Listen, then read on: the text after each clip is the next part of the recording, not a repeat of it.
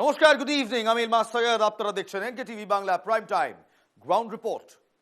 আজ গ্রাউন্ড রিপোর্টের প্রথমার্ধে তিনটি চাঞ্চল্যকর ঘটনা আহিরিটোলা, পানাগড় এবং ট্যাংরা। শহরের এবং রাজ্যের তিনটি ঘটনা যা রীতিমতো আমাদের বাঙালি মনে, আমাদের বাঙালি মননে দাগ কেটে গিয়েছে। আহিরিটোলায় দুই মহিলার দ্বন্দ্ব এবং তারপর সেখান থেকে বাক্সবন্দি, ট্রলিবন্দি একটি মৃতদেহ। পানাগড়ে দুটি গাড়ির রেশারেশি নাকি ইভটিজিং তা নিয়ে এখনো দ্বন্দ্ব চলছে। এবং ট্যাংরা কাণ্ডে আমরা এখনো জানি না সেই নাবালক প্রণয় দে এবং প্রসূন দের সঙ্গে যে নাবালকটি গাড়িতে ছিলেন, প্রণয় দের পুত্র, সেই নাবালকের ভবিষ্যৎটাই বা কি হবে। আহিরিটোলায় ঠিক কি ঘটেছে জানেন? দেহ ফেলতে এসে আহিরিটোলায় পাকড়াও মা ও মেয়ে। আহিরিটোলা ঘাটে একটি ট্রলি ফেলার চেষ্টা করছিলেন এই দুই মহিলা, আর এই দুইজনকে হাতে নাতে পাকড়াও করেন স্থানীয়রা। প্রথমে তারা জানান ট্রলিতে রয়েছে পোষ্য কুকুরের মৃতদেহ, তবে ট্রলি খুলতেই উদ্ধার হয় মহিলার টুকরো করা দেহ, হাড় হিম করা কাণ্ড। পোষ্য কুকুরের মৃতদেহ বলে যে দেহটি, তার যে ট্রলিটি তারা এনেছিলেন, তার ভেতরে রাখা ছিল একটি মহিলার টুকরো টুকরো করে কাটা দেহ। দুই মহিলার কাছ থেকে উদ্ধার হয়েছে একটি ট্রেনের টিকিট। কাজীপাড়া থেকে শিয়ালদা ট্রেনের টিকিট উদ্ধার হয়েছে, অর্থাৎ কোথাও কাজীপাড়া থেকে শিয়ালদা তারা এই ট্রলিটি ট্রেনে করে নিয়ে আসেন। ট্রেনে করেই ট্রলিবন্দি দেহ নিয়ে এসে সিসিটিভি ফুটেজে দেখা যাচ্ছে প্রথমে একটি রিক্সা ভ্যান এবং তারপর একটি ক্যাবে করে, অর্থাৎ ট্যাক্সিতে করে আহিরিটোলা ঘাটে পৌঁছন। শিয়ালদা স্টেশন থেকে কি ট্যাক্সিতেই আহিরিটোলা গিয়েছিলেন এই দুই মহিলা? ট্রলি নিয়ে আহিরিটোলা আসেন ফাল্গুনী ও তার মেয়ে আরতি। মাকে সঙ্গে করে ট্যাক্সিতে নামেন তারা। এরপর ট্রলি নিয়ে ওই গোটা এলাকায় ঘোরাফেরা করতে শুরু করেন। সন্দেহ হওয়াতে স্থানীয়রা প্রশ্ন করেন, ট্রলিতে কি রয়েছে? জানতে চান এই স্থানীয়রা। মহিলা উত্তর দেন, তাদের পোষ্যের দেহ রয়েছে ট্রলিতে।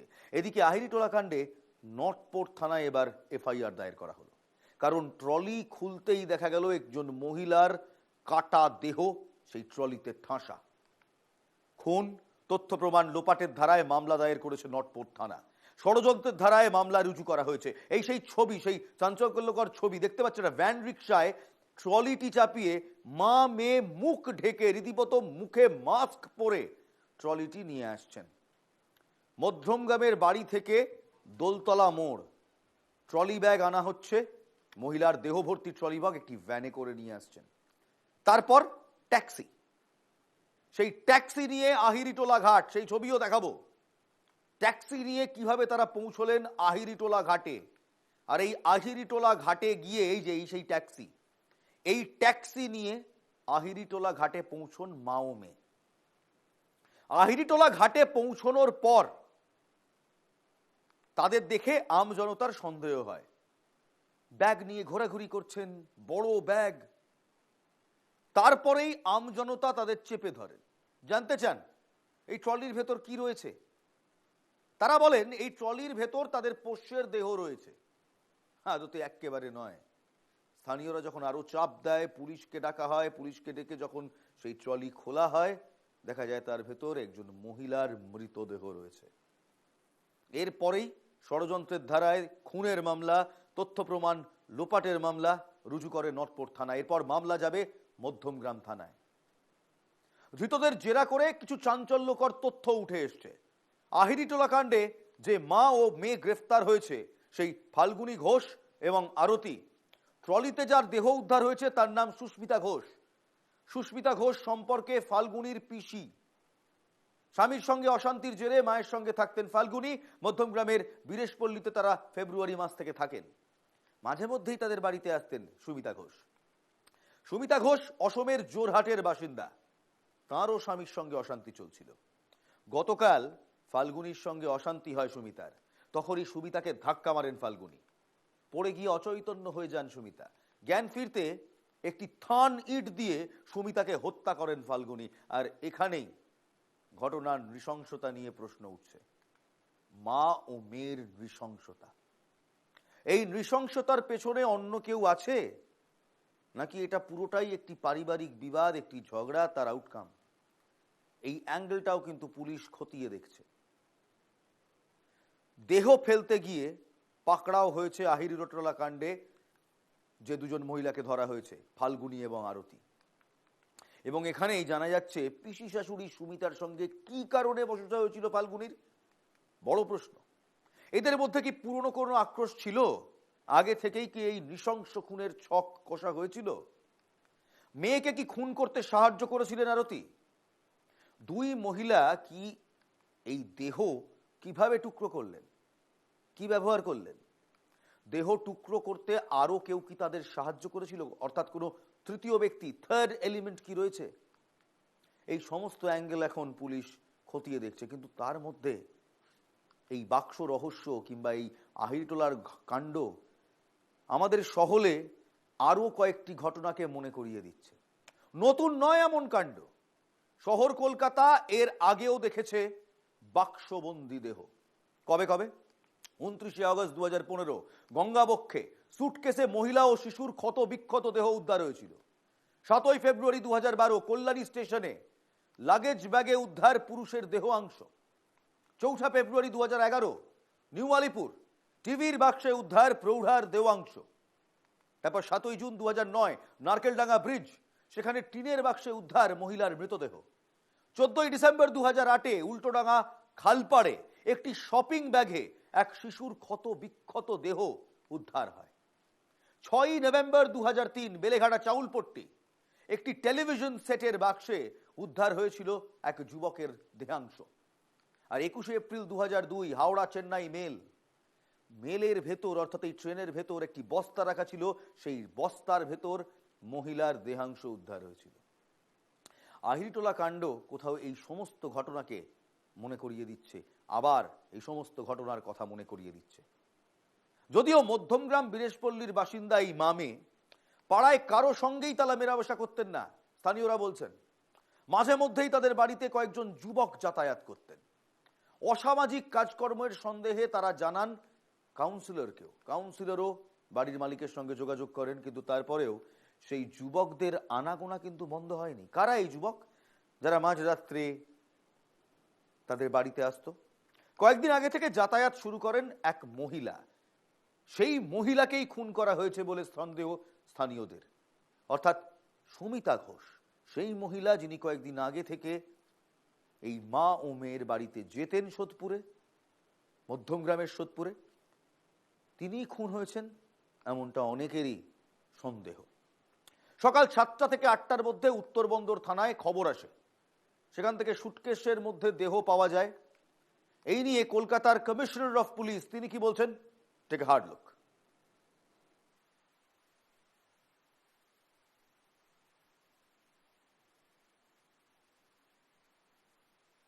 অ্যারাউন্ড 7টা থেকে 8টার মধ্যে আমাদের নর্থ পোর্ট থানায় একটা খবর আসে দ্যাট দুজন মহিলা সাসপিশিয়াস অবস্থায় ঘুরছেন, আর ওদের কাছে একটা ট্রলি মতন কিছু আছে। দুজন মহিলাকে পাবলিক ডিটেন করে রেখেছিল। ট্রলি যখন দেখা যায় তো ট্রলিতে একটা মহিলার ডেড বডি পাওয়া যায়, ডিসিজড আইডেন্টিফাইড অ্যাজ সামওয়ান, মানে মধ্যমগ্রামে ওনার বাড়ি আছে, ওখানে অ্যাড্রেস পাওয়া যায়। অ্যান্ড যেটা বোঝা যায় দ্যাট দুজন মহিলা নাম হচ্ছে Falguni Ghosh and Arati Ghosh. Falguni is daughter of Arati. এই দুজন মহিলার সঙ্গে মানে যে ডিসিজড আছে শি ইজ রিলেটিভ, মানে ফাল্গুনির শ্বশুরের বোন আছে। And there was some dispute yesterday night, ওই ডিসপিউট নিয়েই এই ইনসিডেন্টটা ঘটেছে মধ্যমগ্রামে। কলকাতা পুলিশ একটা কেস স্টার্ট করছে। Initially we are taking up the investigation of the case, কিন্তু যেহেতু মন হচ্ছে পিও ইজ অ্যাট মধ্যমগ্রাম, তো letter on it can be transferred on. ভাবতে পারছেন, সাত সকালে আহিরিটোলা ঘাটের মতো একটি বিজি জায়গায়, একটি ব্যস্ত জায়গায় মা ও মেয়ে একটি ট্রলিতে করে, একটি ট্যাক্সিতে করে ট্রলি ভর্তি মৃতদেহ নিয়ে সেই ব্যাগটিকে ফেলে দিতে আসছেন। হাতে নাতে কলকাতার মানুষ তাদের পাকড়াও করছে। তদন্ত কোন দিকে এগোচ্ছে, কিভাবে, কোন রুটে, কিভাবে মধ্যগ্রাম থেকে আহিরিটোলা পৌঁছেছে এই মামে? ডিসি পোর্ট হরেকৃষ্ণ পাই তিনি বক্তব্য রেখেছেন এবং পুলিশ কমিশনার তিনিও বলছেন, শুনুন। সাদা কালারের একটা ট্যাক্সি, প্রবাবলি ডিজায়ার গাড়ি, মানে যে সিসিটিভি ফুটেজ দেখে যেটা মনে হচ্ছে, but that is to be confirm. মনে হচ্ছে ওরা একটা ট্যাক্সি ভাড়া করে নিয়ে এসেছিল।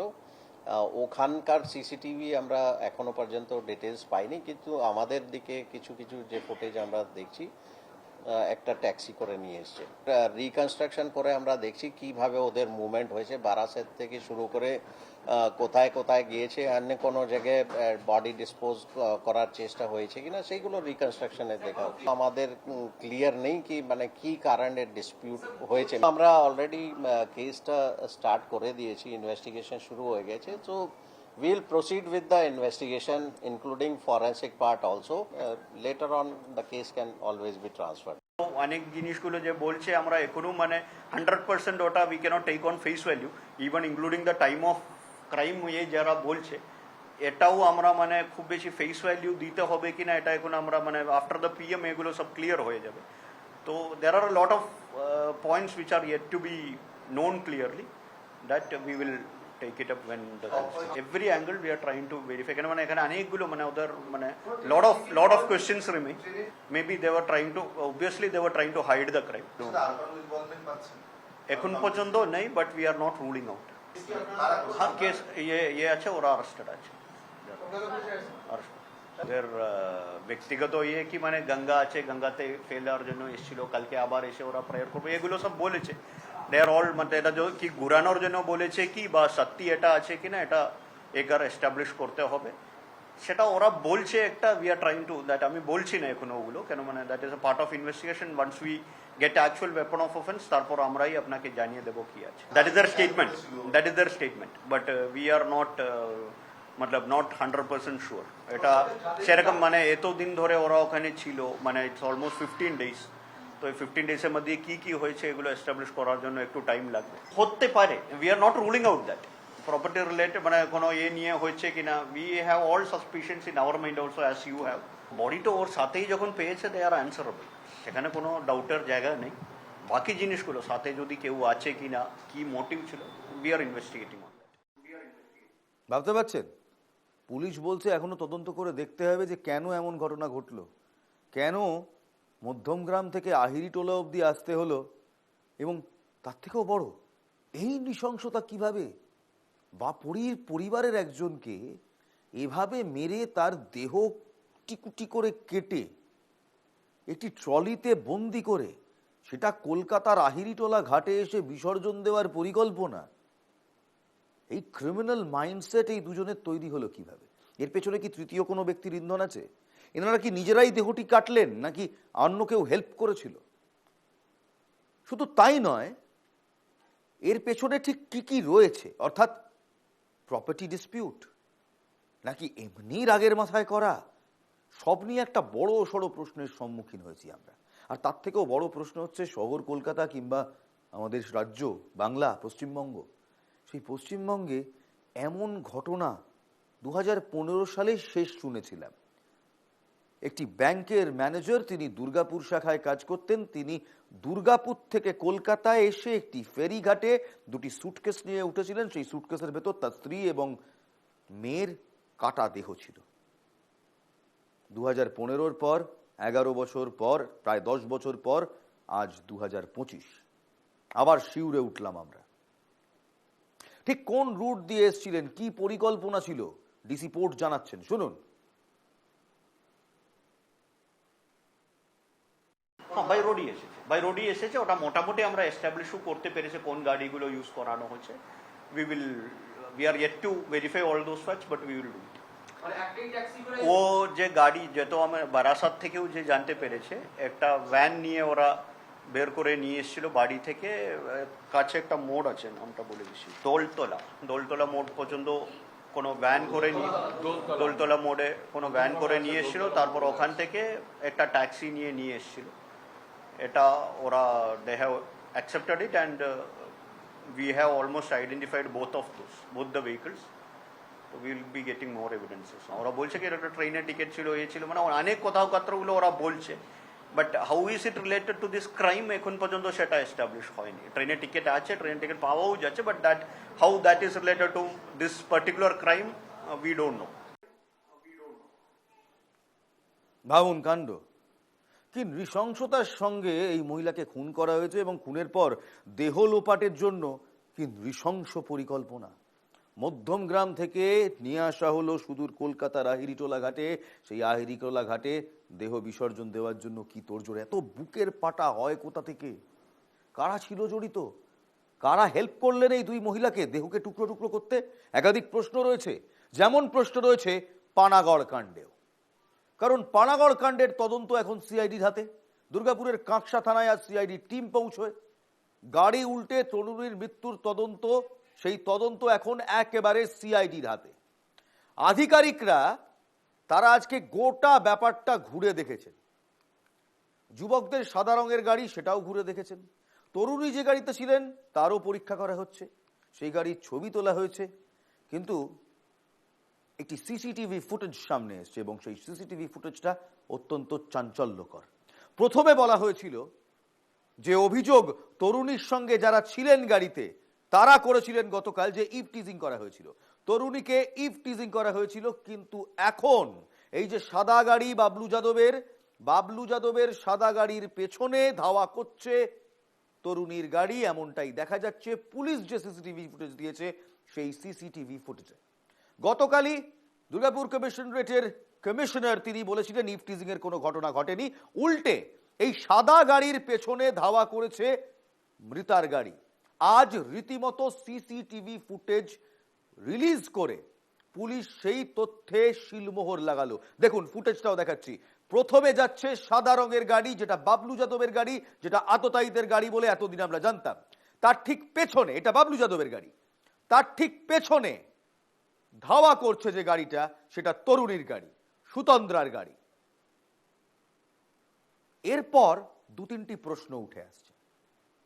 সুতন্দ্রার মৃত্যু ঘিরে পুলিশের যে দাবি তা হলো গাড়ির রেষারেষি থেকেই এই দুর্ঘটনা, সেই দুর্ঘটনার জেরেই মৃত্যু। তবে পুলিশের দাবি মানতে নারাজ পরিবাররা বলছে ইভ টিজারদের হাত থেকে বাঁচতে গিয়েই মৃত্যু হয়েছে মেয়ের। সুতন্দ্রার মা এই অভিযোগ করেছে। এখনো কোনো গ্রেফতারি হয়নি। হাইওয়ের নিরাপত্তা কোথায় তাই নিয়ে প্রশ্ন রয়েছে তরুণীর মায়েরও একাধিক প্রশ্ন রয়েছে। পাশের রাজ্যে কাজে গিয়ে মেয়ে নিরাপদ থাকলেও নিজের রাজ্যে কেন নিরাপদ নেই, এই নিয়েও প্রশ্ন হচ্ছে। তার আত্মীয়রা কি বললেন, রাজ্যের মহিলা কমিশনের সদস্যরা তারা আজ গিয়েছিলেন তরুণীর বাড়িতে, তারা কি বললেন সব দেখাবো। কিন্তু মৃতের মা, সুতন্দ্রা মা তনুশ্রী চট্টোপাধ্যায়, তিনি অভিযোগ করছেন পুলিশ কিছু আড়াল করার চেষ্টা করছে। এদিকে পানাগড় কাণ্ডে মুখ খুললেন তিলোত্তমার বাবাও। রবিবার রাতে পানাগড়ে ঘটে গিয়েছে ভয়ঙ্কর কাণ্ড, আর তাই নিয়ে তিলোত্তমার বাবা তিনিও প্রতিক্রিয়া দিয়েছেন, শোনাবো। নিরাপত্তা তো নেই। নিরাপত্তা থাকলে বারে বারে একই জিনিস তো আমাদের পশ্চিমবঙ্গে হতো না। পশ্চিমবঙ্গে তো বারবার একই জিনিস হচ্ছে। নিরাপত্তা আমি তো মুখে শুনবো না, আমি যে কোনো জিনিসের রেজাল্ট দেখবো। পুলিশ কমিশনার যিনি বলছেন যে গাড়িটা রেষারেষি করছিল, তা রেষারেষি তো আলটিমেট একটা গাড়ি যখন তাকে ঠেলছে, তার সামনে গিয়ে তার গাড়িটাকে আটকাতে যাচ্ছে, তখন কি ড্রাইভার কি করবে? পিছনে দাঁড়িয়ে থাকবে? গাড়িটা থামিয়ে দেবে? তার আগে বেরোতে চাইবে না? এটা আমাকে বলুক আগে। বেরোতে চাইবেন তো? আপনি যদি সেই গাড়িটায় থাকেন, আপনার যদি একটা দামি ধরুন একটা ক্যামেরা আছে, আপনার সেই ক্যামেরাটা নেওয়ার জন্য অন্য কোনো গাড়ি যদি আপনার গাড়ির সামনে গিয়ে গাড়িটাকে আটকায়, আপনি কি করবেন? চাইবেন আপনি সাইড গিয়ে আমি কিভাবে আমার ক্যামেরাটা সেভ করব, আমার গাড়িটা সেভ করব? তো সেটা কি রেষারেষি হয়ে গেল? আমি ড্রাইভারকে ভালো মতো চিনি এবং ও রেষারেষি করার ড্রাইভার নয়। আমি ওর গাড়িতে বহুবার গেছি। যেটা আমার মেয়ের সঙ্গে আজকে হয়েছে সেটা অন্য কারোর সঙ্গে হতে পারে। ওপেন একটা গাড়িতে এনএইচ এর উপরে মদ খেতে খেতে ছেলেরা যাচ্ছে, এটা পশ্চিমবঙ্গের সুরক্ষা? আমি বারবার একটাই কথা বলছি, আমাদের কোনো স্ত্রীর দরকার নেই, আমাদের কোনো ভান্ডারের দরকার নেই, আমাদের সুরক্ষা দরকার। আজকে সুরক্ষায় একটা মেয়ে বাঁচবে, তবে তো সে স্ত্রী নেবে, তবে তো সে ভান্ডার নেবে। মেয়েটাই যদি না বাঁচে, স্ত্রীটা দেবে কাকে? ভান্ডারটা দেবে কাকে? পুলিশি টহলদারি শুরু হোক, অন্যান্য রাজ্যে তো পুলিশি টহলদারি হয়, আমাদের পশ্চিমবঙ্গে কেন হচ্ছে না? ওই ওর দাদু বসে আছে, ওই দাদু ঠাকুমার ছবি, এই দাদু,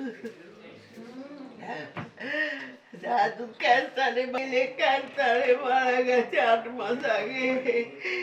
আমরা প্রায় আমার নাতনিটা রোজগার করছিল, এই রোজগার আমাদের বন্ধ হয়ে গেল। কি অবস্থা আমাদের, কি হবে? আর এই মুহূর্তে পানাগড় ক্যান্ডে পুলিশের স্ক্যানারে রয়েছে বাবলু যাদব, ওই সাদা গাড়িটি যার, সেই বাবলু যাদব, তার উপর পুলিশের নজর রয়েছে। তবে সত্যিটা এই যে 36 ঘন্টা পরেও এখনো বাবলু যাদবকে ধরতে পারেনি পুলিশ। বাকি যারা ছিলেন ওই গাড়িতে তারাই বা কোথায়, এই প্রশ্ন উঠছে। কোথায় গেল বাবলু যাদব? বাবলু যাদবের বাকি সঙ্গীরাই বা কোথায় হাওয়া হয়ে গেল? ঘটনার পর থেকে বাড়িতেই ফেরেননি নাকি বাবলু যাদব? বেপাত্তা তার সঙ্গীরাও। বাবলু যাদবের গোডাউনের কর্মীরা তারা এই কথা বলছেন। সেদিন সন্ধ্যে 7টা নাগাদ গাড়ি নিয়ে বেরিয়েছিলেন বাবলু, এবং এক প্রকার এই কথাটা এখন একেবারে প্রমাণিত যে সেদিন ওই সাদা গাড়ির ভেতর বাবলু যাদব ছিলেন। তার সঙ্গে ছিলেন আরো 4 জন। বাবলুর সঙ্গে বেরিয়েছিলেন সেদিন ছোটু, চন্দন, রাজকুমার, রবি। এরা সবাই গোডাউনে বাইক রেখে বাবলুর সঙ্গে গাড়িতে যায়, এই গাড়িতে, এই সাদা গাড়িতে। তারপর থেকে আর গোডাউনে ফেরেননি বাবলু। বাকিরাও রাতে বাইক নিয়ে চলে যায়। বাবলুর গোডাউনের এক কর্মচারী এই দাবি করছেন, শোনাবো।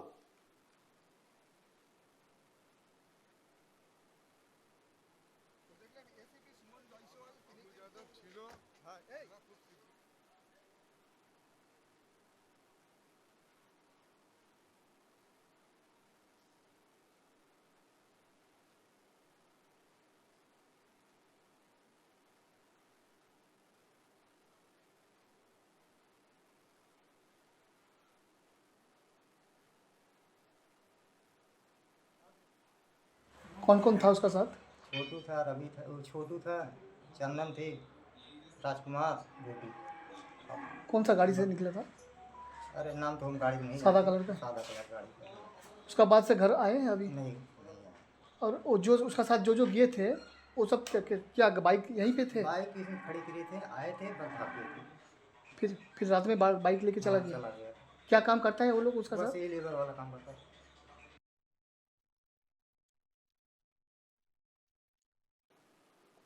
ভাবুন, এই হচ্ছে সেই বাবলু যাদবের কাঁচা চিঠ্ঠা। তবে পানাগড়ের রহস্যতে কিন্তু এবার রাজনীতিও শুরু হয়ে গিয়েছে, কারণ ঘটনায় প্রশাসনকেই দায়ী করছেন বিজেপির রাজ্য সভাপতি সুকান্ত মজুমদার। পুলিশের পদক্ষেপ নিয়ে প্রশ্ন তুলেছেন, একই সঙ্গে বলছেন কোথায় রাজ্যে নারী নিরাপত্তা। সুকান্ত বাবুর বক্তব্য শোনাবো। পানাগড়ে যেভাবে ইপটিজিং করে প্রায় কয়েক কিলোমিটার তাকে পিছু ধাওয়া করা হলো এবং তারপরে ভুল রাস্তায় ঢুকে গিয়ে গাড়িটি উল্টে গিয়ে মেয়েটির মৃত্যু ঘটলো, এর জন্য দায়ী কে? কেন ন্যাশনাল হাইওয়েতে এতক্ষণে কোনো পুলিশ ভ্যানের দেখা পাওয়া গেল না? তাহলে পুলিশ কোথায় ব্যস্ত, কি করতে ব্যস্ত? পশ্চিমবঙ্গে তার কুম্ভ হচ্ছে না যে সব পুলিশ কুম্ভ সামলাতে ব্যস্ত হয়ে গেছে? তখন তো মুখ্যমন্ত্রী বড় বড় কথা বলতেন। এখন কেন আপনার পুলিশ রাস্তার মহিলাদেরকে সুরক্ষা দিতে পারছে না? প্রতিক্রিয়া জানিয়েছেন কংগ্রেসের ওয়ার্কিং কমিটির সদস্য অধীর রঞ্জন চৌধুরীও। যে অধীর রঞ্জন চৌধুরী সকালে উঠে মমতা বন্দ্যোপাধ্যায়কে আক্রমণ না করে জলগ্রহণ করেন না, এমন কথা আছে, সেই অধীর রঞ্জন চৌধুরীও পানাগড়ের ঘটনা নিয়ে রীতিমতো চাঁচা ছোলা আক্রমণ করেছেন রাজ্যের সরকারকে, রাজ্যের প্রশাসনকে। কংগ্রেস ওয়ার্কিং কমিটির সদস্য Adhir Ranjan Chowdhury, take a look. যে অভিযোগ করতে যাচ্ছে, যারা অভিযোগ করার পর তাদের অভিযোগটাকে দ্বিতীয়বার আর করতে চাইছে না, তারপরে ততক্ষণ থ্রেট কালচার শুরু হয়ে গেছে। সেই মহিলার মৃত্যুর কারণ কি সেটা যারা কেউ চেষ্টা করলো না, কারা তারা তা জানার চেষ্টা করলো না। গাড়ি তো নাম্বার পাওয়া গেছে, কারণ সবই তো ওপেন, সিসিটিভি আছে সর্বত্র। তাহলে গাড়িটা কে চালালো, যারা করলো, দুটো গাড়ির মধ্যে যদি রেসার্চি হয়েও থাকে তারা কারা? যারা রেসার্চি করতে গিয়ে যারা বাঁচলো তারা কারা, যারা মারা গেল তারা কারা? তাহলে তো প্রমাণ হয়ে যাবে। আর এই নিয়ে কিন্তু রাজনীতি রীতিমতো উত্তপ্ত। রীতিমতো হাইওয়ে অবরোধ করে ভারতীয় জনতা পার্টি তারা বিক্ষোভও দেখিয়েছে। রাজ্য বলছে যে আমাদের কি করা রয়েছে, পুলিশকে টার্গেট করা হচ্ছে, পুলিশ সিসিটিভি দেখাচ্ছে। তবে সেই সিসিটিভিতে আমরা দুটো গাড়ি দেখতে পাচ্ছি। কেন গাড়িগুলো যাচ্ছে, কোথায় যাচ্ছে, সুতন্দ্রার মায়ের বয়ানে যেটা ছিল যে হ্যাঁ গাড়িটা সামনে থেকে রাস্তা ব্লক করার চেষ্টা করছিল, সেগুলো কিন্তু কোথাও আমরা জানি না। হয়তো পুলিশ কভার আপ করছে, কিংবা হয়তো গোটা ঘটনাটাই অন্য কিছু, কিন্তু আমরা জানতে চাই সত্যি সেদিন কি হয়েছিল, সেই রাত্রে কারা কারা জড়িত ছিল, এবং আমরা একেবারে দেখতে চাই বাবলু যাদব এবং তার 4 সঙ্গী যেন গ্রেফতার হন। কারণ প্রায় 36 ঘন্টা পেরিয়ে গেছে, পুলিশ যদি তাদের গ্রেফতার না করে টল ক্লেমস রাখে, সমস্যা রয়েছে। এবার আসুন চোখ রাখি আরেকটি কাণ্ডে, যা শহর কলকাতাকে নাড়িয়ে দিয়ে গিয়েছিল। চিত্তনিবাসের দে পরিবার ট্যাংরা কাণ্ড। ট্যাংরা কাণ্ডে প্রসূন ও প্রণয়কে জিজ্ঞাসাবাদ করছে এনআরএস গিয়ে পুলিশ। 2 ভাইয়ের বয়ান মিলিয়ে দেখতে চান তদন্তকারীরা। এর আগেও তাদের বয়ানে একাধিক অসঙ্গতি পাওয়া গেছে পুলিশ বলছে। তবে ট্যাংরা কাণ্ডে এবার নাবালকের ভবিষ্যৎ নিয়ে রীতিমতো চিন্তায় পড়ছেন পুলিশ। পুলিশ সূত্রে আমরা যে খবর পাচ্ছি, ট্যাংরার দে পরিবারের 2 গৃহবধূ সুদেষ্ণা দে এবং রবি দে সহ এক নাবালিকাকে ঠান্ডা মাথায় খুন করা হয়েছে। পাশাপাশি দে পরিবারের 2 ছেলে প্রসূন দে, প্রণয় দে এবং ওই নাবালক চিকিৎসাধীন। এক্ষেত্রে কিছুদিনের মধ্যেই দে পরিবারের 2 ভাই প্রসূন ও প্রণয় দেকে হেফাজতে নিয়ে গোটা ঘটনার পুনর্নির্মাণ করতে চায় লালবাজার। তবে এই সবের আগে সব থেকে বড় বিষয়টা হলো, প্রসূন ও প্রণয়কে যদি তদন্তকারীরা গ্রেফতার করেন, সেক্ষেত্রে ওই নাবালকের ভবিষ্যৎ কি? এক্ষেত্রে নাবালকের মামা ও মামির সঙ্গে একাধিকবার কথা বলেছেন তদন্তকারীরা, এবং পুলিশ সূত্রে আমরা যেটা জানতে পাচ্ছি, লালবাজার ও ট্যাংরা থানার তরফে নাবালকের মামা ও মামিকে ওই নাবালকের দায়িত্ব নেওয়ার জন্য অনুরোধ করা হয়েছে। তবে তাঁরা ওই নাবালকের কোনো দায়িত্ব নিতে চাননি। ভাবতে পারছেন, নিজের মামা মামি দায়িত্ব নিতে চান না। এই অবস্থায় ওই নাবালকের ভবিষ্যৎ ঠিক কি চিন্তা করছেন তদন্তকারীরা, চিন্তা রয়েছে আমাদেরও। কারণ প্রসূন এবং প্রণয় ফিট সার্টিফিকেট মিললেই তাদেরকে গ্রেফতার করবে কলকাতা পুলিশ। এক্ষেত্রে বাড়ির ওই নাবালককে তারা কোথায় রাখবেন, এই নিয়ে প্রশ্ন উঠতে শুরু করেছে। পুলিশ বলছে এক্ষেত্রে তদন্ত এগিয়ে নিয়ে চলার জন্য এবং নাবালকের নিরাপত্তার কথা ভেবে তাকে হোমে পাঠানোর সিদ্ধান্ত নেওয়া হতে পারে। তবে এখনো পর্যন্ত মামা ও মামি সহ একাধিক আত্মীয় স্বজনকে নাবালকের দায়িত্ব নেওয়ার জন্য অনুরোধ করা হলেও কেউ এগিয়ে আসেননি। বিটার ট্রুথ, অভিভাবকরা জীবিত থাকায় আইনত সরাসরি নাবালককে হোমে পাঠানো যায় না। ট্যাংরা থানার আধিকারিকরা এই মর্মে রাজ্যের চাইল্ড ওয়েলফেয়ার কমিটির সঙ্গে যোগাযোগ করেছিলেন। পুলিশকে চাইল্ড ওয়েলফেয়ার কমিটি জানিয়েছে, অভিভাবক জীবিত থাকলে কোনো নাবালককে সরাসরি হোমে পাঠানো যায় না। তাতে কিছু টেকনিক্যাল অসুবিধা রয়েছে। যদি কোনো অভিভাবক দায়িত্ব নেওয়ার মতো অবস্থায় না থাকে, অর্থাৎ যদি দুজনেই আইনি হেফাজত বা বিচার বিভাগীয় হেফাজতে থাকে, তাহলে পরিস্থিতি বিবেচনা করে এই ব্যাপারে পরবর্তী সিদ্ধান্ত নিতে হবে। ট্যাংরা কাণ্ডে ওই নাবালককে ইতিমধ্যে জিজ্ঞাসাবাদ করা হয়েছে। একাধিক তথ্য পেয়েছেন তদন্তকারীরা। ওই নাবালককে জিজ্ঞাসাবাদ করে তদন্তকারীরা জানতে পেরেছেন যে প্রসূন দে এবং প্রণয় দে এই ঘটনার আগে নিজেদের মধ্যে একাধিকবার বৈঠক করেছিলেন। কিভাবে খুন করা হবে তা নিয়ে বিস্তর আলাপ আলোচনা হয়েছিল। এছাড়াও ওই নাবালকের কাছ থেকে পুলিশ জানতে পেরেছে যে প্রসূন ও প্রণয় নাকি পরিকল্পনা করেছিলেন তারা গঙ্গায় ডুব দিয়ে আত্মহত্যা করবেন। পরে সেই পরিকল্পনা অবশ্য বাতিল হয়ে যায়। তবে এই মুহূর্তে সবচেয়ে বড় সমস্যা, কিভাবে এখান থেকে এই বালকটিকে, এই নাবালকটিকে সুস্থভাবে ফিরিয়ে আনা যায়। এরাই জড়িত, বাইরের কেউ কি এই ঘটনায় জড়িত রয়েছে? এ ব্যাপারে পুলিশ নিশ্চিত, জানিয়েছেন কলকাতার পুলিশ কমিশনার। কি বলছেন police commissioner? Take a look.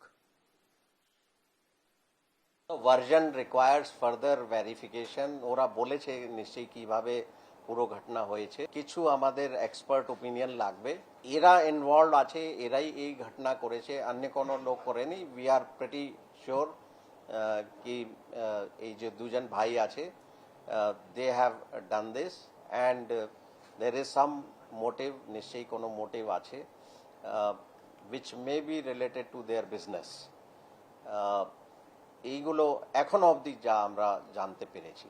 বাচ্চা উই উইল ট্রাই, মানে ওদের কোনো রিলেটিভ যদি কাস্টাডি যদি নেয়, লিগাল প্রসিজার আমরা দেখে নেব। ইয়েস, ডেফিনেটলি ওই অ্যাঙ্গেল থেকে আমরা দেখছি হাউ টু এনশিওর কি বাচ্চা মানে ফার্দার মানে ওর কোনো ক্ষতি যাতে না হয়। ভাবুন কাণ্ড কি নৃশংস না? কাণ্ডটা তো নৃশংসই, কিন্তু এই বাচ্চার পরিণতি, নিজের মামা মামি তার দায়িত্ব নিতে চাইছেন না, নিজের আত্মীয়রা তারা কেউ এই বাচ্চার দায়িত্ব নিতে চাইছেন না, কেউ নাবালকের দায়িত্ব নিতে চাইছেন না। প্রশ্ন উঠছে জানেন তো, যে সত্যি আজকে আমরা অ্যাজ আ সমাজ, as a society, as a family কোথাও ফেল করেছি। ফেল না করলে দে পরিবারকে এই চূড়ান্ত ডিসিশনটাও হয়তো নিতে হতো না। আর ফেল না করলে আজকে তাদের একমাত্র সার্ভাইভার, তাদের বংশের শেষ বাতি, শেষ রক্তবিন্দু, তাকে হোমে পাঠানো হবে নাকি কোন চাইল্ড কেয়ার সেন্টারে রাখা হবে, তাই নিয়ে দ্বন্দ্বেও থাকতাম না। একটা ছোট্ট বিরতি দেব, বিরতির পর ফিরে আসছি NK TV Bangla prime time ground রিপোর্টে। বিরতির ওপারে থাকবে সিপিএম এর নতুন স্টেট কমিটি এবং বাংলাদেশে তালিবানি রাজ আর তার বিরুদ্ধে প্রতিবাদ এবং অশান্তি। Take a break.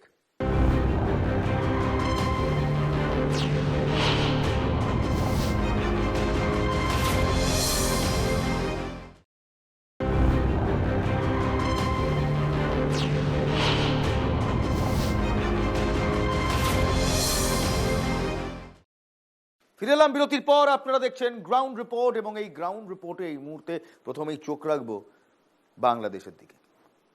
বাংলাদেশে এই মুহূর্তে তালিবানি শাসন চলছে, বাংলাদেশে এই মুহূর্তে জেহাদি শাসন চলছে, ধর্মান্ধ মৌলবাদ চলছে বাংলাদেশে। বাংলাদেশে এর বাইরে কিচ্ছু চলছে না। Trust me, Bangladesh has gone to the dogs. বাংলাদেশে অরাজকতা অব্যাহত। বাংলাদেশে এই মুহূর্তে দাপিয়ে বেড়াচ্ছে যারা, তারা জেহাদি, তারা তালিবানি, তারা মৌলবাদী, তারা টেররিস্ট। কারণ বাংলাদেশে এই মুহূর্তে নারীদের ওপর যে অত্যাচার হচ্ছে, সেই অত্যাচারের একটি ভিডিও আমরা পেয়েছি। জানেন কি নৃশংসভাবে বাংলাদেশে এক মহিলাকে সবার সামনে ধরে তার মাথার চুল কেটে দেওয়া হচ্ছে। তার অপরাধ তিনি রাস্তায় দাঁড়িয়েছিলেন, আর কিচ্ছু নয়। তিনি রাস্তায় দাঁড়িয়েছিলেন, তাকে যৌনকর্মী অপবাদ দিয়ে এক দল জেহাদি, এই যে দেখুন না জেহাদিগুলোকে, এই এক দল জেহাদি তালিবানিগুলো তাকে যৌনকর্মীর অপবাদ দিয়ে ভিডিও করতে করতে রীতিমতো মোলেস্ট করে তার চুল কেটে দিচ্ছে। এক একটা পোটেনশিয়াল রেপিস্ট আর এক একটা পোটেনশিয়াল মোলেস্টার এই মুহূর্তে বাংলাদেশে অবাধে ঘুরে বেড়াচ্ছে, আর জন্য অন্য কেউ নয়। এই যে কি সব বলে না ছাত্র আন্দোলনের নামে যে জেহাদির পিল্লাগুলোকে ঢুকিয়েছে, সেই জেহাদি পিল্লাগুলো এবং ইউনূস সরকার, তারা এই ছবি বাংলাদেশে আগে কখনো দেখিনি। এই ছবি আমরা আফগানিস্তানে দেখেছি। আফগানিস্তানে তালিবান এই ছবি করে, তালিবান এভাবে করে শাসন করে। এই ছবি এখন বাংলাদেশের মৌলবাদীরা, বাংলাদেশের জেহাদিরা, বাংলাদেশের তালিবানিরা, তারা এখন দেশ শাসন, তারা এখন। And Mohammad Yunus, Nobel peace prize winner, speak not, চুপ করে বসে আছেন। যে ছাত্ররা কত বড় বড় স্বপ্ন দেখালো, এক একটা জেহাদি, এক একটা জামাতি, চুপ করে বসে আছেন। কেউ পথে নামছেন না। পথে নামছে জেহাদিরা, বাংলাদেশকে ধ্বংস করছে। কারণ যেখানে যেখানে তালিবানি শাসন চলে, যেখানে যেখানে ইসলামী মৌলবাদ চলে, সেখানে সেখানে এই ছবি দেখতে পাবে। ইসলামের সঙ্গে ইসলামী মৌলবাদের কোনো সম্পর্ক নেই।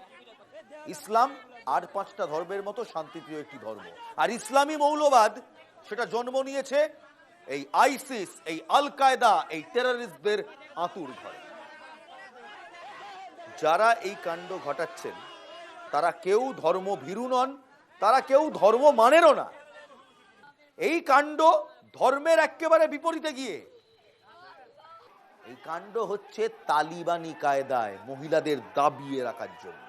তবে বাংলাদেশেরই এক নেতা বলেছিলেন দাবায়ে রাখা যাবে না, তাই প্রতিরোধ গড়ে উঠছে। বিশ্বাস করুন, প্রতিরোধ গড়ে তুলছেন বাংলাদেশের মহিলারাই। এই ঘটনার পর গতকাল সোমবার বাংলাদেশে মহিলারা রীতিমতো পথে নেমেছেন। পথে নেমে তারা এর প্রতিবাদ করেছেন। বাংলাদেশে মহিলারা পথে নেমে প্রতিবাদ করেছেন। যে ছবি দেখছেন সেই ছবি কক্সবাজারের, সেই ছবি এখন দেখাবো না, দেখাবো এই মুহূর্তে নারীদের প্রতিবাদের ছবি। নারীরা রাস্তায় নেমে প্রতিবাদ করেছেন যে তাদের ওপর এই অত্যাচার বন্ধ করা হোক, তাদের ওপর এই জেহাদি মানসিকতা চাপিয়ে দেওয়ার কাজ বন্ধ হোক, তাদের ওপর এই দুঃশাসন বন্ধ হোক। এইভাবে যেখানে মানুষকে নিগ্রহ করা হয়, যেখানে মানুষকে রাস্তার সামনে জলিল করা হয়, যেখানে রাস্তার সামনে তাদের সার্বিক অধিকারটুকু কেড়ে নেওয়া হয়, সেই দেশে মহিলারা মাঠপথে নামছেন, প্রতিবাদ করছেন। আর শুধু এখানেই যদি থেমে যেত তাহলে বলতাম ঠিক আছে, বাংলাদেশে এইটুকুই হচ্ছে না। কেন বারবার বলি যে বাংলাদেশে এই মুহূর্তে তালিবানি শাসন চলছে? কারণ তালিবানের একটা ধাঁচ আছে, আইএসআইএস এর একটা ধাঁচ আছে। সেই ধাঁচে প্রথমে হচ্ছে মহিলাদের দাবায় রাখো, এবং দ্বিতীয় এস্টাবলিশমেন্ট অর্থাৎ সরকারি আস্তানার উপর এক এক করে বোমা মারো, অ্যাটাক করো, যাতে সেই এস্টাবলিশমেন্টকে ভেঙে দিয়ে একটি অদ্ভুত জগাখিচুড়ির ধার্মিক এস্টাবলিশমেন্ট চালানো যায়, মানে জেহাদি এস্টাবলিশমেন্ট চালানো যায়। এবং সেই ছবি বাংলাদেশের কক্সবাজারে, ভালো করে দেখুন বাংলাদেশের কক্সবাজারের ছবি, কারণ বাংলাদেশের কক্সবাজারে বায়ুসেনার ঘাঁটিতে রীতিমতো আক্রমণ চালান একদল জেহাদিরা, একদল তালিবানি জেহাদিরা বাংলাদেশের কক্সবাজারে আক্রমণ চালান কারণ ছাড়াই। পাল্টা বায়ুসেনাও জবাব দেয়, ফায়ারিং হয় এবং এক জেহাদি মরে যায়। ভালো করে শুনুন কি হচ্ছিল।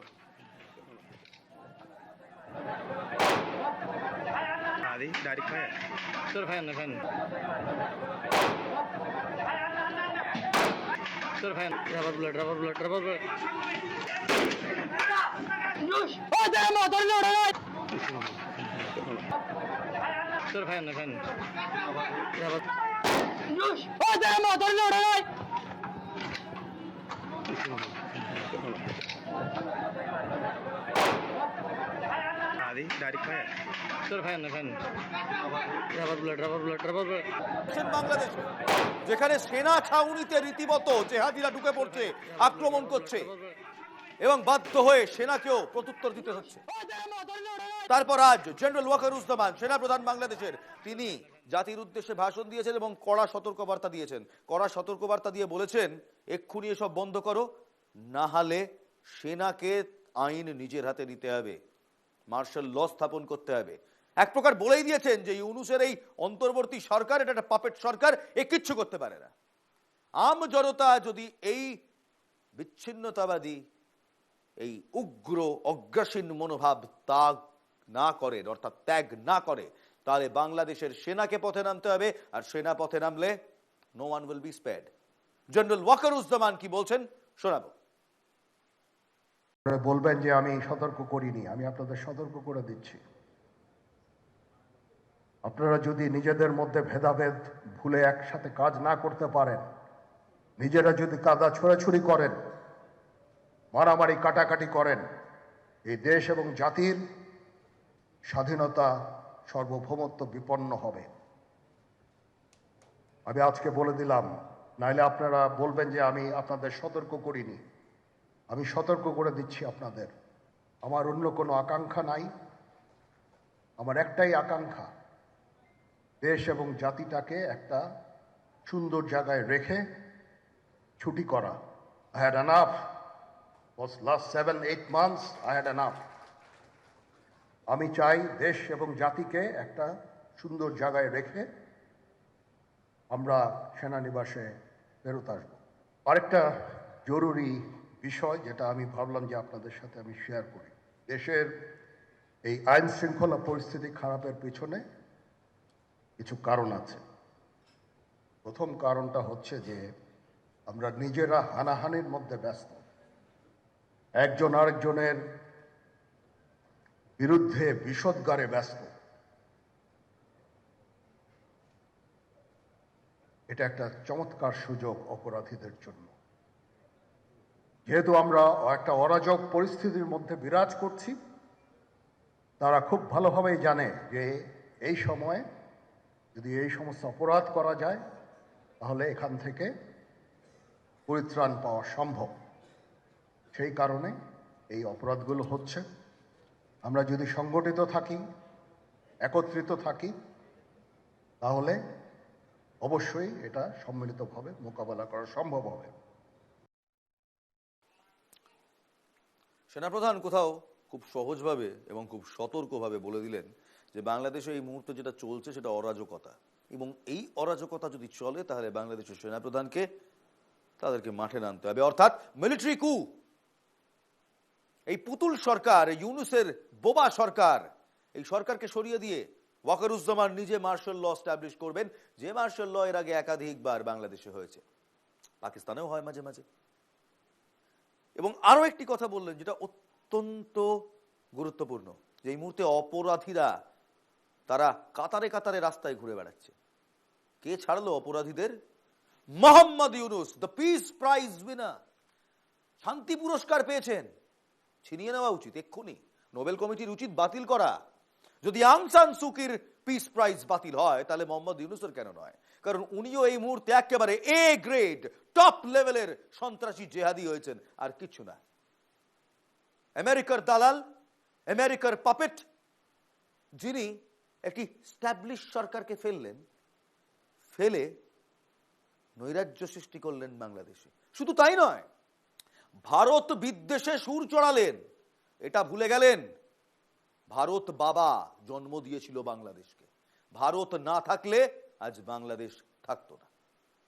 এই হচ্ছে বাংলাদেশের অবস্থা, যেখানে সেনা হুঁশিয়ারি দিচ্ছে, বলছে এবার আর নয়, 8 মাসে অনেক দেখেছি, সহ্য করেছি, এবার বাংলাদেশের হাল যদি ধরতে হয় তাহলে আমরা নামবো। অর্থাৎ মোহাম্মদ ইউনূস আপনার চেয়ারও আর শক্ত নয়। আর এই যে নাহিদ নামে যেসব উচ্চিংড়ে গুলো দাপাদাপি করছিল ছাত্র আন্দোলনের নামে, সেই নাহিদদেরও কড়া বার্তা দিলেন ওয়াকারুজ্জামান।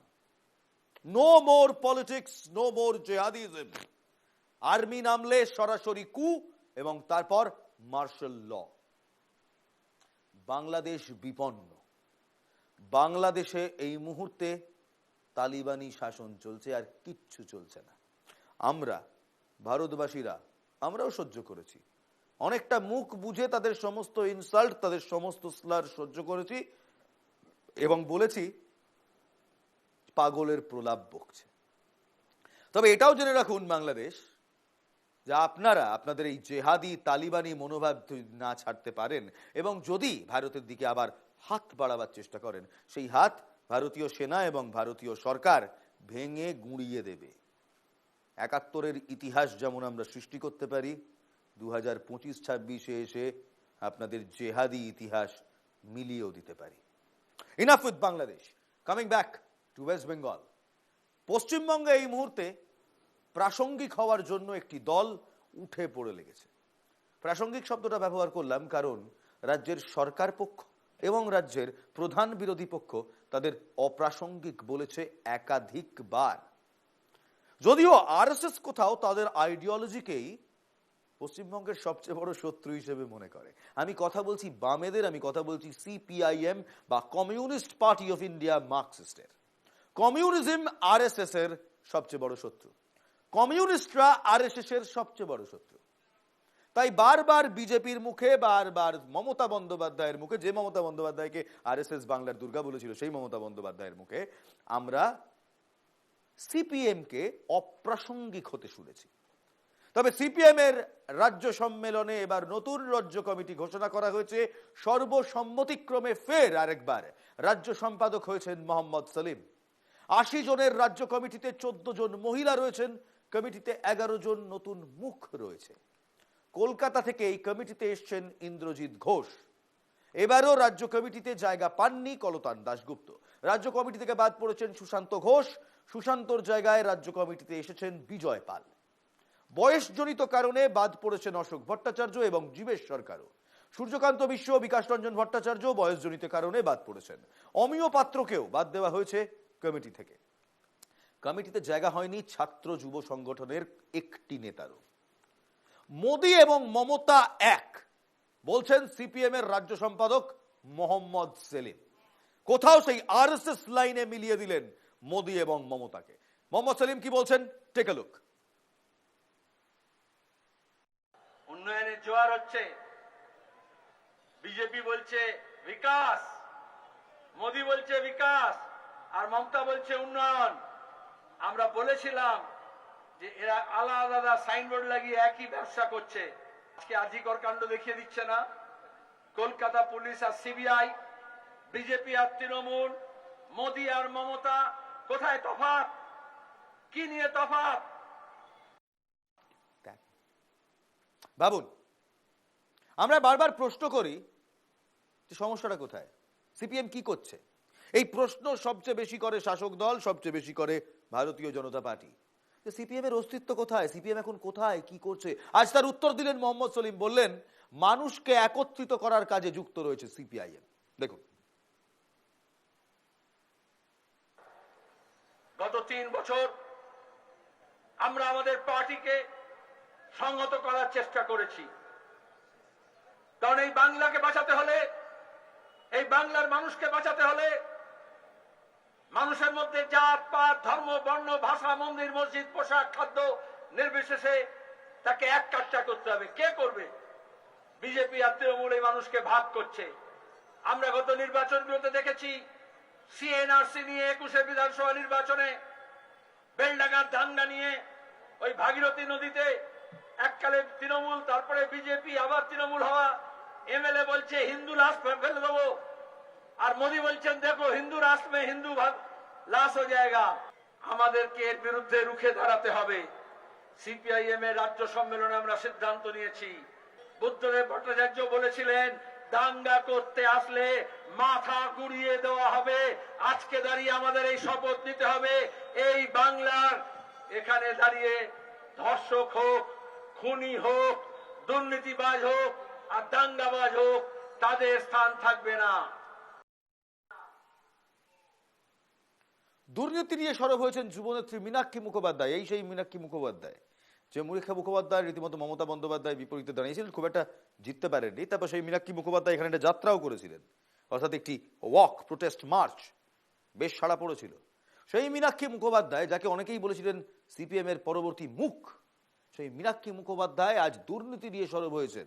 যুবনেত্রী মীনাক্ষী মুখোপাধ্যায় কি বলছেন মিনাক্ষী, শোনাবো।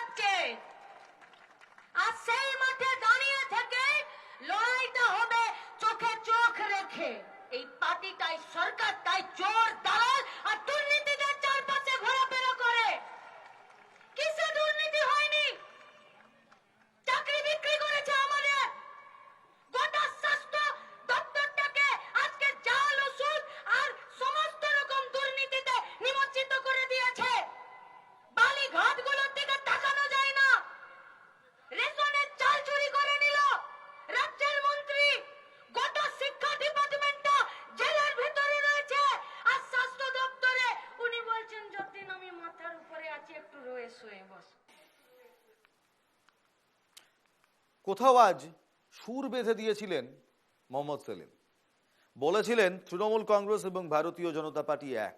এই সুর যেটা মোহাম্মদ সেলিম বাঁধলেন, প্রকাশ কারাট কিন্তু বাঁধলেন না। প্রকাশ কারাটের বক্তব্য একেবারে অন্যত্র। প্রকাশ কারাটরা এখনো ভারতীয় জনতা পার্টিকে ফ্যাসিস্ট বলতে চাইছেন না। প্রকাশ কারাটদের কাছে নিউ ফ্যাসিজমে এখনো বিজেপি আসছে না।